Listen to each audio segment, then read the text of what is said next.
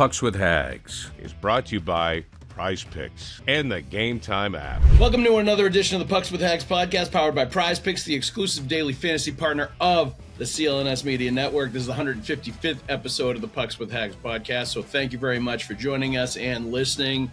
I absolutely appreciate it. I am your host, Joe Haggerty. You can find my work at joehaggerty.substack.com. Subscribe and get yourself a premium membership. You get all of my Bruins and NHL writing sent straight directly to your inbox. I also write columns 3 times a week for the Boston Sports Journal, so go to bostonsportsjournal.com. Check out all my stuff there. We're going to have a mailbag episode, a mailbag edition of the Pucks with Haggs podcast this week, so I'll be answering some of your questions about the Bruins, about the NHL. We'll talk a little bit about the 0-3 road trip where the Bruins didn't get a single point, 3 regulation losses in Washington, New York, and Toronto. Really frustrating 6-4 loss to the Maple Leafs on Saturday night. The good news is we're recording this on Sunday afternoon, and it's a few hours before the Bruins-Islanders game at the Garden, so they will get a chance to redeem themselves. That's going to be tough, though. They've been busy lately, and this is the second of back-to-backs. Coming off a 3-game road trip, back-to-back with travel in the back-to-back, like that's a lot. It would be a very gutsy win for the Bruins if they can get it tonight and stop the losing streak at 3 games against an Islanders team too. That's right in the playoff mix, has a lot to play for, and will be highly motivated coming into this game. So let's also thank our sponsors real quick. Prize Picks. Prize Picks is download the Prize Picks app today. They're good friends at Prize Picks. Download the Prize Picks app today and use the code CLNS and get $50 instantly when you play $5. That's code CLNS on Prize Picks to get $50 instantly when you play $5. You don't even need to win to receive the $50 bonus. It's guaranteed. Prize Picks, run your game. Also, if you're looking for any kind of tickets at all, comedy, concert, theater, sports, download the Game Time app, create an account, and use the code CLNS for $20 off your first purchase at Game Time. Terms do apply, of course, but download the Game Time app, create an account, and use the code CLNS for $20 off your first purchase. Download Game Time today. What time is it? It's game time. Game time. That's right. All right. So let's get into it. 0-3 on the road trip. The Bruins can only scratch for 1 goal in Washington, 1 goal in New York. Both games they played well enough, I would say, to get a point. Certainly not great. Washington, I thought, was a very low event game. New York, a little bit of the same. I think they were a little better in New York. They still lost a tight game.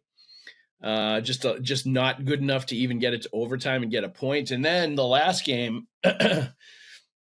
it looked to me like they got into a little bit of a run and gun match with the Toronto Maple Leafs, which that's what the Maple Leafs want to do. They want to play run and gun. They want it to be chaotic. They want it to be fast. They want it to be skilled track meet on the ice. And I feel like that's kind of what it turned into. And the Bruins got away from their defensive structure. They got away from what they do well in the defensive zone.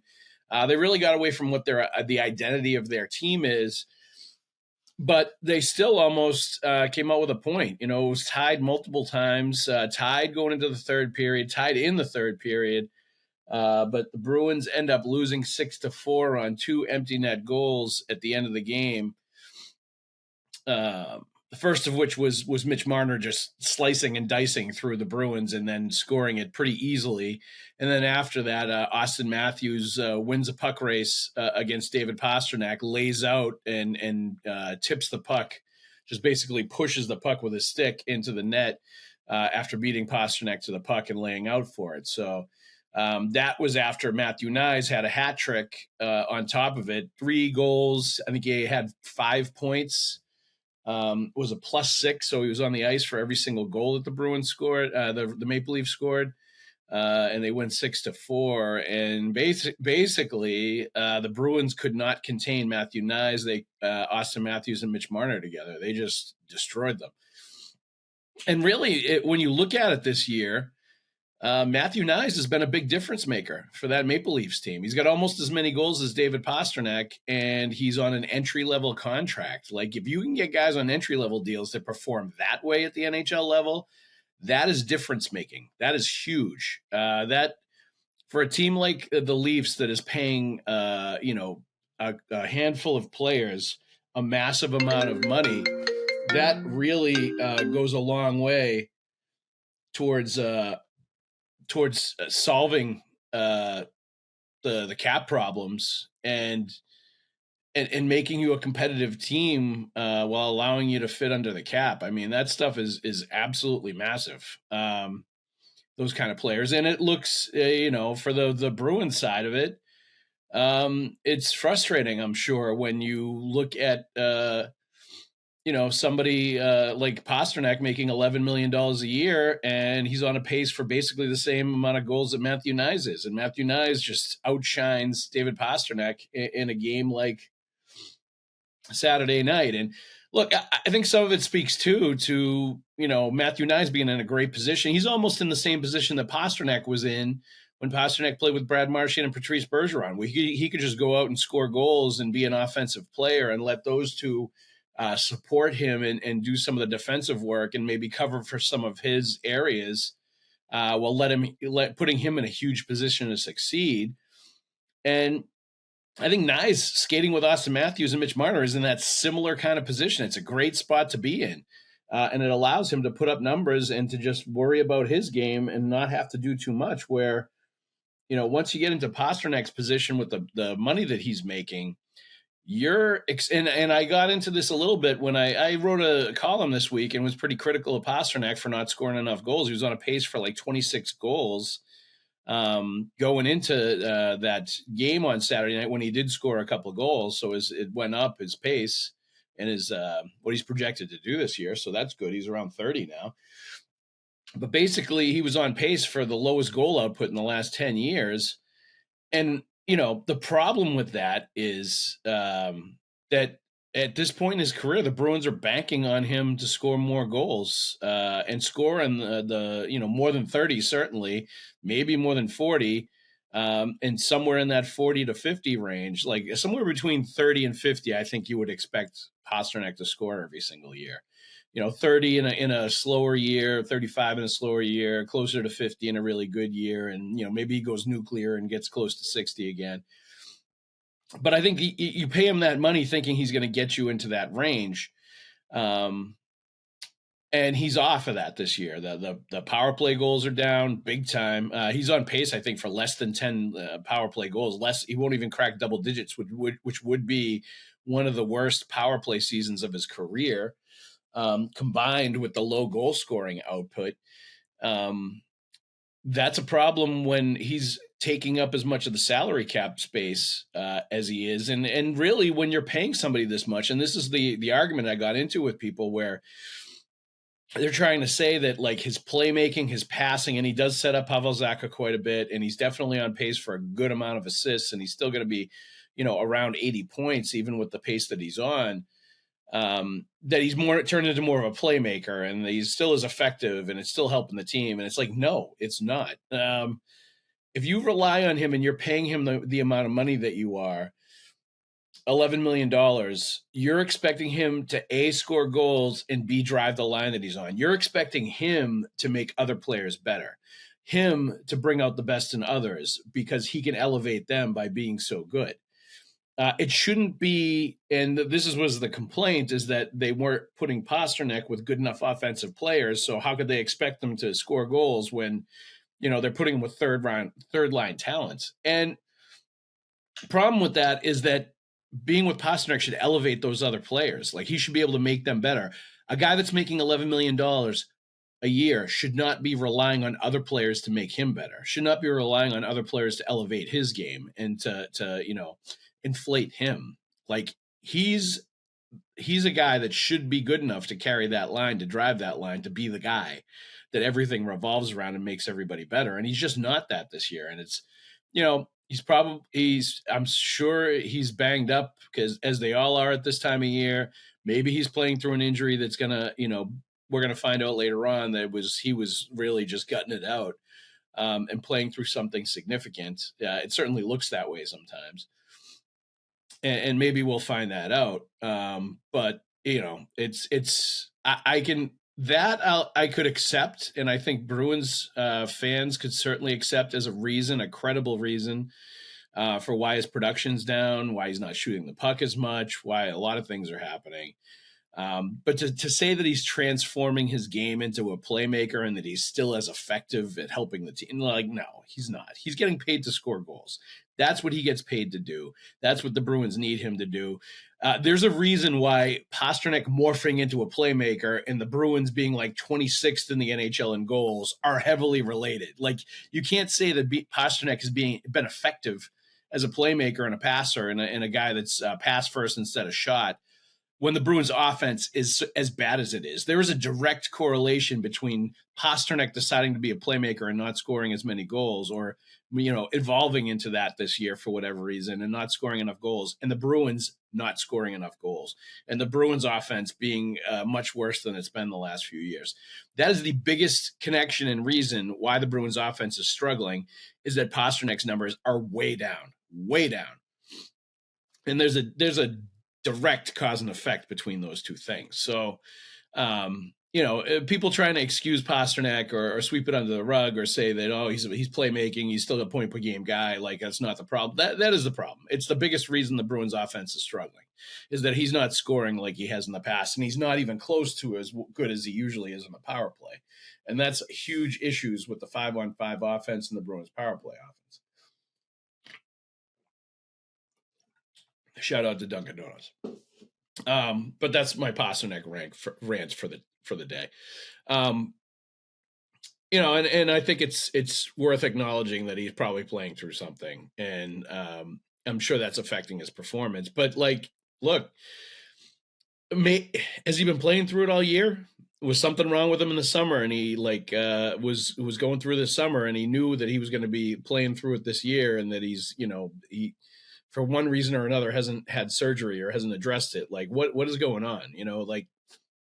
These are all legit questions. Did he not get surgery last year because he wanted to go and play in the World Championships and he was hurt then? Like, once you start talking injury with David Pastrnak, I think you have to start asking all of these other questions. So it's a very murky place to be as far as that goes, and as far as how it's going to get resolved and what exactly is going on. So, the other side of the coin is he scored 2 goals on Saturday night. Maybe that's going to allow him to get in a little surge and get hot. And then, we'll stop having this conversation. If he's scoring more goals, if he's shooting the puck more, and he's a little bit closer to his usual production, or at least like expected production from number 88. So it was a good sign in the right direction that he scored the 2 goals on Saturday night. Let's put it that way. All right. 0-3 on the road trip. Otherwise, there's not enough offense, getting outplayed by the other team's best players in Toronto. I think there's an overcorrection when they only score 1 goal in the first 2 games of that trip, that they loosen up a little bit defensively to create more offense. And I think that kind of happened against the Maple Leafs. And you see what happens there is they lose, and then they lose and are also frustrated because they're not playing to their identity. And certainly Joe Sacco was saying that afterwards, that they just weren't, it wasn't up to their standard defensively, and they weren't even close to what they need to be as far as being hard to play against in the zone. And you could see it with some of the plays around the net. Like, Brandon Carlo had just a bad play in front of the net that led to one of the Matthew Nyes goals. Charlie McAvoy got beat, and just flat out beat, for a 50-50 puck, one-on-one puck battle behind the net by Austin Matthews. And that turns into a pass in the slot that turns into a goal. Things like that, just, not their night. They just did not have the juice that Toronto did. And it leads to a situation now where the Bruins are in 3rd place in the Atlantic Division, still in the playoff structure, but I think they've got 5 games in hand, the other teams have 5. Tampa has 5 games in hand against them, I think, and Ottawa has 3. And they're right behind them. So all of these games that they're losing and not banking points and not getting anything out of, that's becoming a real problem when the other teams, when Tampa Bay starts to catch up and play all these games, and you would assume they're going to win at least a few of them and pass the Bruins in the standings. So it's a real tenuous spot that the Bruins are in right now. Like, I think they're 4 points up for a playoff spot. I think they're still looking pretty good as far as being at least a wild card team. But they need to start winning some games if they want to hold on to their spot in the Atlantic Division in that top three playoff structure for the Atlantic Division. Otherwise, I think that's going to go by the wayside. Like Ottawa looks like they're a team that may crack the playoff group this year, the way that they're going. Obviously, Linus Ullmark's going to have to stay healthy for that to happen. But you have that plus Tampa Bay Lightning. I think they're going to come on like they always do. They're going to make the playoffs. I don't know that they have, even getting Jake Gunsel, letting Stamkos go, sort of reloading on the fly and getting a little younger and a little better, perhaps, by the moves that they made. I still don't know if they have the horses anymore in their prime, the guys that you need them to at a certain age in order to go on those Stanley Cup runs. Like Victor Hedman's getting a little long in the tooth to be the number one guy on a team that's going to win the Stanley Cup. I think they're at that point now. And, they had their runs and maybe they're just trying to hang on and still be a playoff team, still be a hard out in the postseason, but not quite with what they were when they were winning cups. I think they're kind of at that point now, but we'll see. We'll see what they have in them. All right, let's answer a question. Joe, they look really slow to me, like they are skating in mud. The exception is the fourth line. Occasional bursts of speed there. They went big, especially on D and sacrifice speed, and that's from Suze 216. I've heard this one a lot. Bruins are slow. They got big, slow players in the summer, and now they're paying the price. Elias Lindholm, I wouldn't call him a big, slow player. He's certainly not a speed burner, but he's not what I would call a big physical guy. Certainly Zadorov, they got a big physical defenseman there. He's not fast, but I think Zadorov's been okay. I think he's been okay for a while. And I think you continue to see evidence that he's really going to help them in the playoffs with his nastiness, with the big physical game that he plays, with his making guys pay the price around the net, willingness to stick up for teammates, like all the stuff that he does. There's going to be an element of other teams worrying about him in the back of their mind once they get to the postseason. I think that's a really good thing. And I think his foot speed has not been the biggest of issues. Like, I didn't even think that was in like the top three last night of problems going on with this team was Nikita Zadorov. And the other thing is, like, a lot of the big guys that you're talking about, like, aren't even on the team anymore. Max Jones is down in Providence. What's the other guy? I can't even remember the other guy's name, but he came from, I think it was the Minnesota Wild. He's in Providence too. Like, neither one of these guys is with the Bruins. So, a lot of this sort of like they went after big guys in the summertime. I think it's a little bit of it's a little bit of just a storyline instead, a narrative instead of a fiction, reality, instead of something that is actual truth. Are they the fastest team in the NHL? No, definitely not. Is there times, especially, you add a guy like Oliver Wahlstrom, he's not a particularly fast guy either. The third line, when it's like Trent Frederick, Wahlstrom, and Brazeau, when the three of those guys are together, it just does not look close to fast enough. Even though I haven't minded those three when they're together, but if you took out one of those players and added a faster player at center, I think that's something you could work with and deal with. And I think, they've been all around it all. I really have liked Oliver Wahlstrom. He hasn't, I don't think he has a point yet since he's come to the Bruins. He's certainly had a bunch of chances. He's generated shots. He's generated looks. He's more physical than I thought. He plays with a little bit more of an edge. He seems to be okay defensively. Like, he's at least paying attention to what's going on. And he's playing his spot and he's doing the right things. So I've liked him. I liked him much better than I liked Fabian Wahlstrom. I think he brings much more to the table. I think he helps you win. I think he's a much better, more suitable player right now for what the Bruins are and where they're going than Lysell was in that first game up. So, does it look to me like they're skating in mud? No. Does it look to me like they're super slow? No. They're just average. They're not a fast team. And certainly they don't want to get into track meets with teams where it turns into an up and down race, because that's really not their game. For me, I think they'd be faster if they were better at passing the puck. Like teams can play old man hockey of moving the puck, knowing where guys are supposed to be, getting it to them with a nice play, like all that stuff. If you can do that, you look fast, even if you're not particularly great skating. If you can be that kind of a team. And I think the Bruins can be that kind of a team. I think they just need to both throw and receive passes at a much better clip than they do right now. And other people have remarked on this. I saw Butcher Gross tweet something about this, that like the Bruins are one of the worst passing teams he's ever seen, like with the passes they throw, their ability to catch and receive them, where they put passes, and a lot of passes at guys' skates and stuff like that. There's an element of truth to that. Like they need to improve their passing game. And I don't know if it's a holdover from the Jim Montgomery system of holding on to the puck and short passes and transferring from that to what Joe Sacco wants to do. And if there's some like kind of issue there where they're stuck in between right now, I don't know exactly what it is. But they need to fix it, and they need to become better moving the puck and passing the puck. And if they do that, I think they're not going to look as slow. I think that's a big part of what's going on right now. Look, Justin Brazeau is never going to be confused with a greyhound, right? Like I said before, Wahlstrom I don't think is particularly fast. Certainly Zadorov is always going to be like somebody that people can try and knock his lack of foot speed.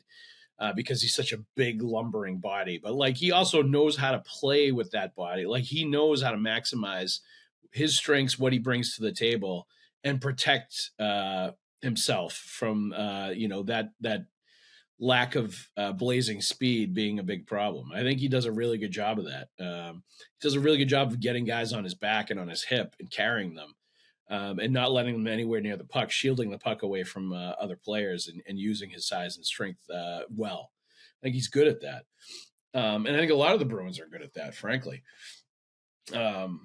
So let's hope that answered your question, Suze. Let's take a break and talk about Prize Picks, our friends at Prize Picks.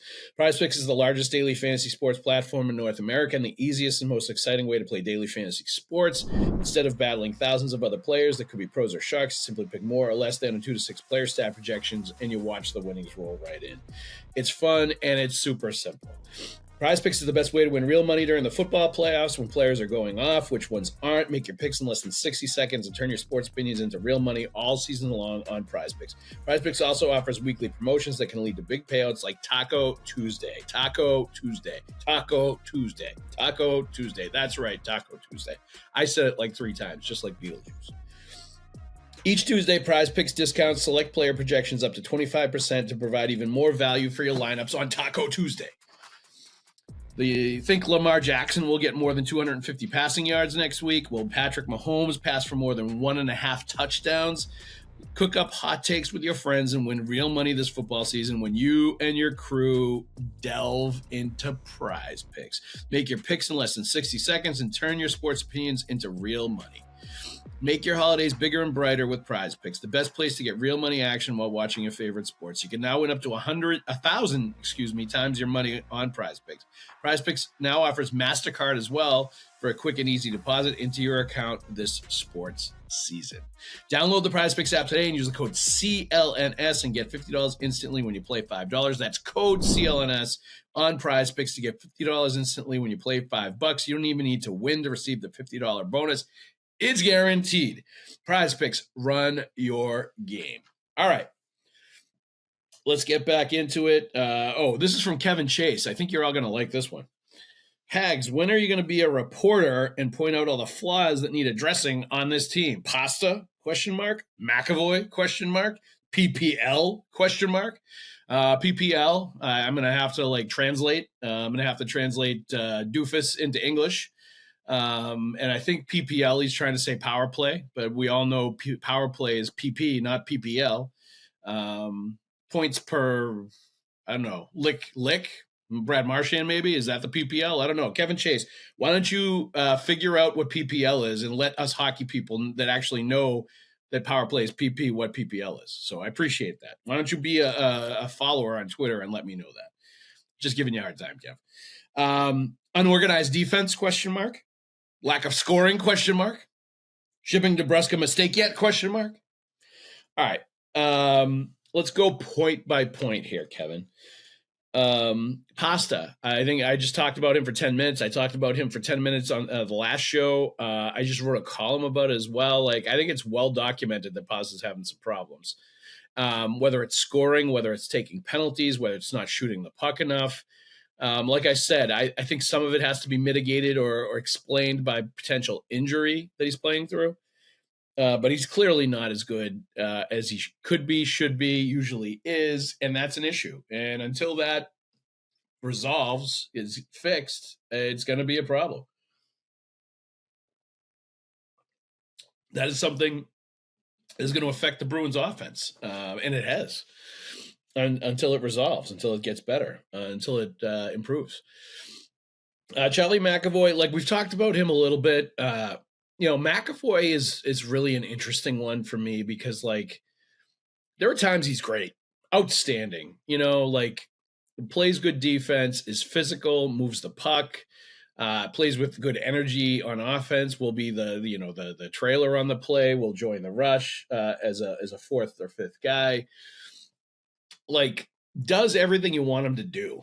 And there are times where he's just not as good. Like he was not great against Toronto on Saturday night. And maybe it's the huge minutes that he plays and the big role that he has and the fact that he plays really physical and that kind of wears down the body a little bit. Like he plays a hard style. Like there's no doubt about it. And I think there's probably points during the season where like that wears him down a little. And even though he's been a workhorse and he's been a guy that plays a ton of minutes and has always prided himself on his endurance and his ability to like not get tired and to play huge minutes in games and maintain his performance and all that, like he's usually that guy, but like there are definitely like ebbs and flows, ups and downs to his game. And when he's down, the Bruins have a hard time winning. Like if he has an off game and he's not great, like he was on Saturday night in Toronto, like the chances of the Bruins winning really go exponentially down. And basically the game was over when he loses that puck battle to Austin Matthews and the puck goes out front. And it was too bad because earlier in the game, he'd made a really nice play, a nice pass. Frederick won the faceoff, got it to McAvoy. McAvoy drove down the side, found Frederick in the middle. It was a nice little faceoff play, fed him, they scored. And it was excellent. It was the perfect use of McAvoy offensively and showing what he can do. But then, later on when it was pivotal, nut crunching time in the third period, he gets beat 1-on-1 by Austin Matthews. And this happened in the playoffs last year too. He was beaten by Austin Matthews as well. That's a great player beating another great player, and that's going to happen. But I would love to see McAvoy always have his A game, always be a dominant player when he's at his best. But he is like this year, I feel like more than others, he hasn't been as consistent as the player he needs to be. And earlier in the year, I thought he was doing too much freelancing. I thought he was like trying. Maybe he felt like having Zadorov allowed him to rove a little bit and, less of a sort of defensive role. And like, that's not him. He's always going to be a Drew Doughty type defenseman that pays attention to defense, is a good two-way D-man, but also has some offensive abilities. And I think he under Joe Sacco, he kind of got back to basics and got back to what he does well. And like, I think he's had some pretty good games, but like, then there are games like Saturday night in Toronto and you say, okay, like he's a little bit of an issue, but like, is it to the point where you would say you feel like he's not your number one defenseman and you need to find another one? No, I don't think so. I don't think it's anywhere close to that. I think he is your number one guy and he has to be your number one guy. And number one guys are not hard to find, especially guys like him that are talented, super talented. So plays the Bruins style too. Like a lot of people really enjoy Charlie McAvoy because he plays like a Bruins defenseman should, and rightfully so. And with that is going to come some penalties sometimes that aren't great. Maybe sometimes where, you're looking offense a little bit more and it comes, at the price of solid defensive fundamentals, things like that. Stuff's going to happen. But I think by and large, McAvoy, I really am not going to put him in my top list of complaints on this team, even though had a tough November, did not have a good start to the year. And I think is, just now sort of rounding into who he needs to be. Power play is terrible, right? Power play is one of the worst in the NHL this year. They have too much talent to be struggling like that. But I think it's a few different things going on. I think Elias Lindholm in the bumper is not as good as Patrice Bergeron, obviously. That's part of it. I think David Pastrnak is having a down year offensively and certainly a down year in the power play. Big, huge reason why they're struggling. And then Charlie McAvoy, I feel like, is not a top-notch power play quarterback. I just don't think that's his game. I think Mason Lohrei is a better fit for that on this team among the players on the roster. And, even then, Lohrei has done some good things. He's had some really good games, but he definitely looks like he's going through his first full NHL season and kind of riding the roller coaster a little bit. And it's hard to put a guy in that spot that's that important when he's still sort of young and he's still having some of the, consistency issues. So I'm with you on the power play. They could really use an actual sort of power play coach, I think, a guy that is like a power play expert, a power play specialist, bring that coach in and work with this unit. I think that's something they could and should do. They still have that coaching spot open on Sacco's staff from when they made the change. And that's something they could try to fill, but I think it's hard to do in the middle of the year too, to find somebody you want to bring in like that. And that's where they find themselves right now. Lack of scoring. We talked about that. Yes, they do not have enough scoring. They are not good enough offensively. I think we've all acknowledged that and that it needs to be improved. And, a lot of the players have gotten back to their normal pace at least. But that underscores that they still need to bring somebody in at the trade deadline, whether it's Tyler Toffoli, whether it's Frank Vetrano, whether it's somebody we haven't even talked about yet. They're going to have to bring in some kind of winger that can put the puck in the net and make an impact. And I think that is the number one priority when it comes to the trade deadline. And that plays into your last thing, which is shipping DeBrusk was a mistake yet. Yes, of course. Well, shipping DeBrusk wasn't a mistake, but it was not replacing him was the mistake. They were not going to pay him. I will still bet my whole bank account that even if DeBrusk, and it looks like he's having a pretty good year in Vancouver this year, and that's fine. After this year, his performance is going to go down. I think it's gonna sink and it's gonna decrease, and he's gonna get comfortable, and it's not gonna be as good a performance. And I think it was the most predictable thing in the world that Jake DeBrusk was gonna go out and really flourish and play great, leaving the Bruins with something to prove in a new place, motivated, all of that. I just don't see it after this year. I think with DeBrusk is one of those guys that he's going to get comfortable, and I think he's going to settle in, and he's not going to be quite as productive, and he's not going to be, the motivation level I feel like might not be as high, and that's something to watch. So, eventually they're going to bring in somebody to replace DeBrusk this year. That's what they're going to do at the trade deadline. They're just not there yet. They didn't do it because they didn't have the salary cap space to do it prior to the season. So, that's been your reporter minute for Kevin Chase 18 on Twitter. So I hope you enjoyed me being a reporter there, Kevin, and answering your questions. And I feel like I'm going to be honest with you. I feel like I've talked a lot about this stuff, and I have not been shy about criticizing the Bruins for things that they deserve to be criticized for. And, I'm also not going to say that the sky is falling and say that they're terrible when they're not. They're a playoff team. They're fine. They're going to be okay. They're one of the better half of the NHL as far as teams go. They're just flawed and they've got issues. And, certainly the offense is the big one. And they're going to need to make some improvements at the trade deadline, and we'll see what they do. Let's take a pause after that one, after the reporter minute with Pucks with Haggs.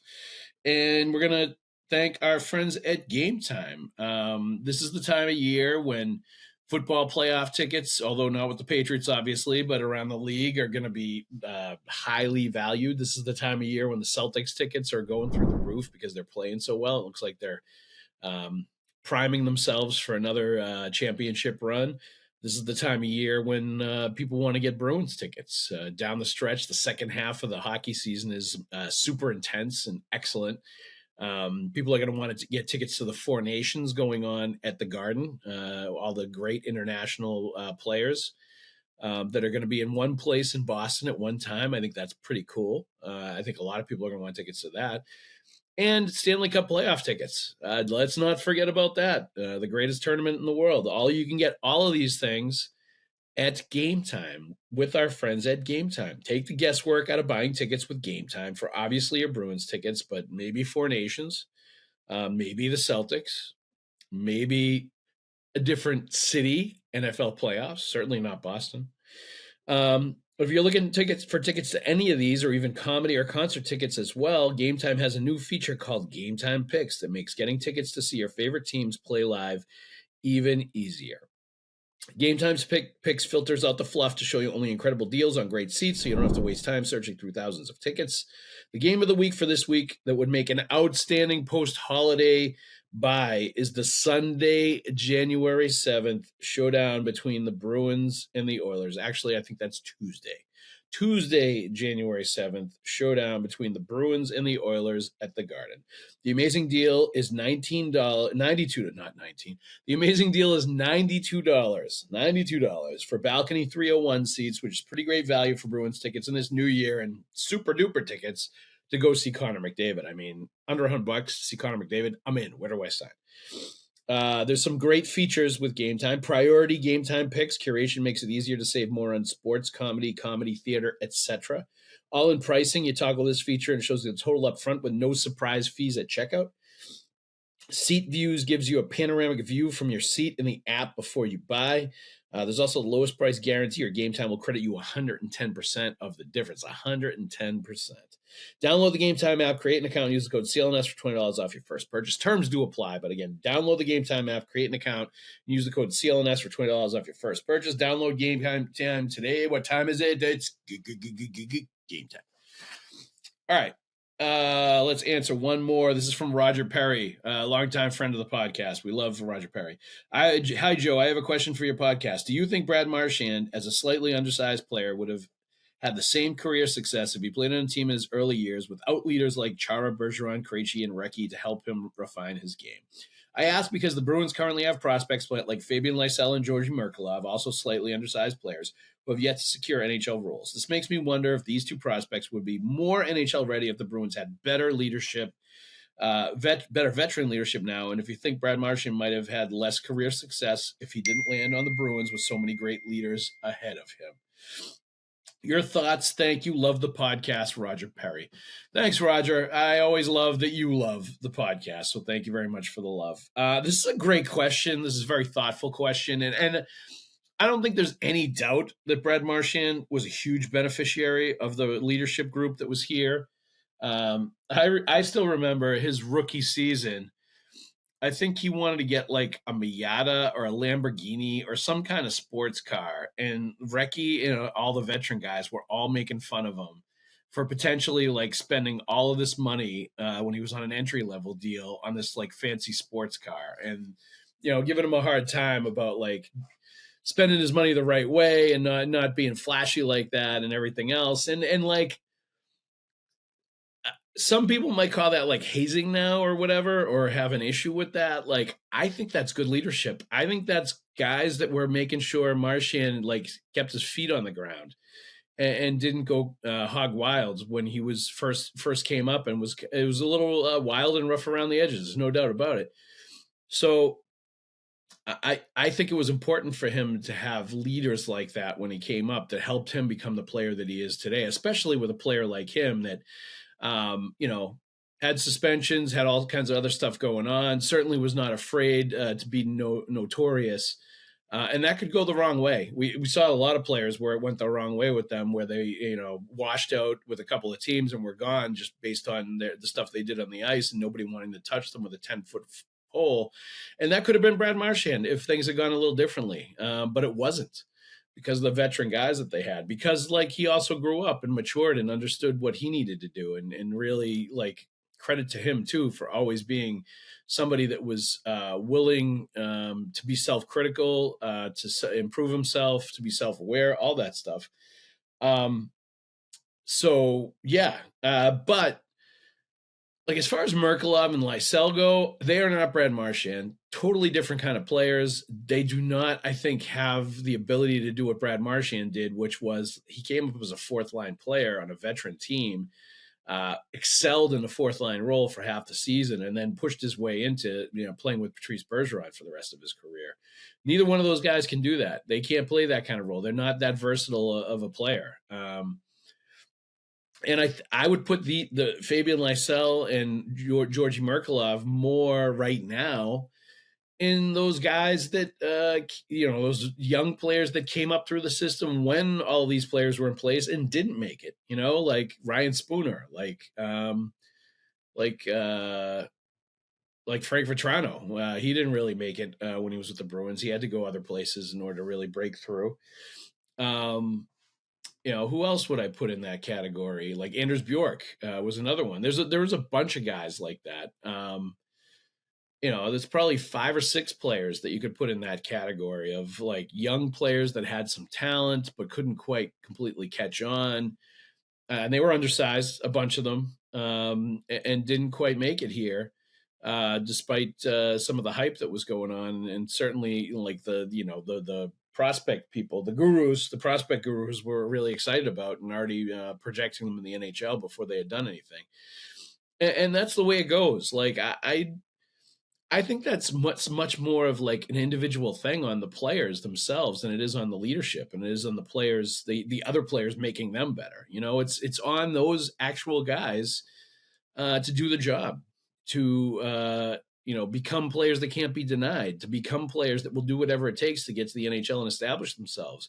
Those are the ones that make it. Those are the ones that get there and stay there and become the Brad Marchands of the world. And if I'm looking at the young guys in the Bruins and in their system, the only guy I see that's like that right now that's in the minors is Matt Poitras. Like I see him as a guy that's going to get there, that is going to carve out a role for himself and is going to do it because he's determined to do it and because he has the skills to do it. And every time he's given chances, he grabs hold of them and seizes them, and he does it the right way. I haven't seen that enough with Lysell and Merkulov, where they have the ability to really seize those chances and grab hold of them and not let go.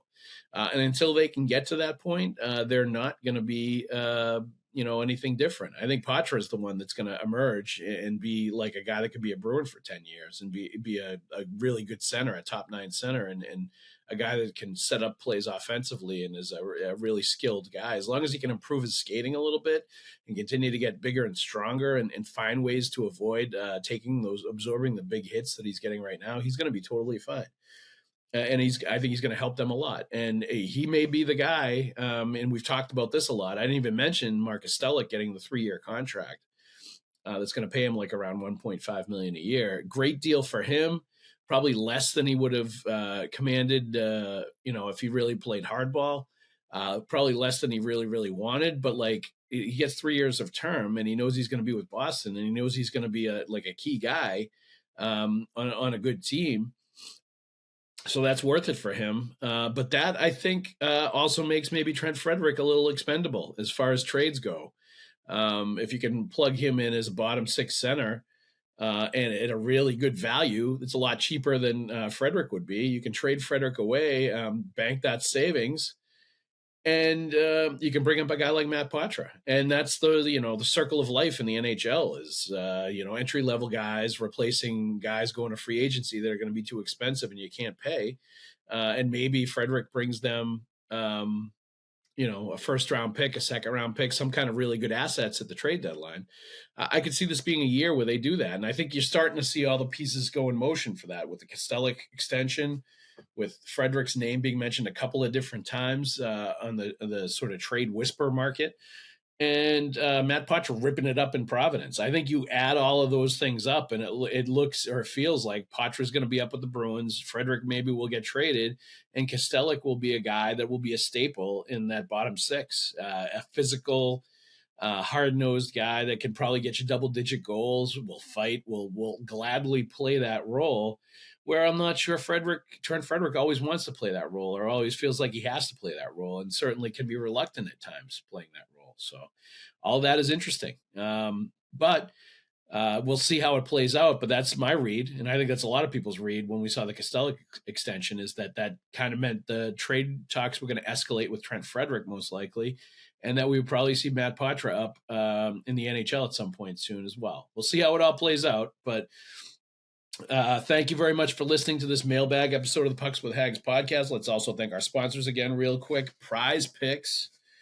Download the Prize Picks app today and use the code CLNS and get $50 instantly when you play $5. You don't even need to win. You don't even need to win to receive the $50 bonus. That's code CLNS on Prize Picks to get $50 instantly when you play $5. It's guaranteed. Prize Picks, run your game. Let's also thank our friends at Game Time. If you need tickets somewhere, download the Game Time app, create an account, and use the code CLNS for $20 off your first purchase. Terms do apply. But again, download the Game Time app, create an account, and use the code CLNS for $20 off your first purchase. What time is it? It's game time. All right, everybody. Thank you for listening to this Pucks with Haggs mailbag edition. See you at the ring.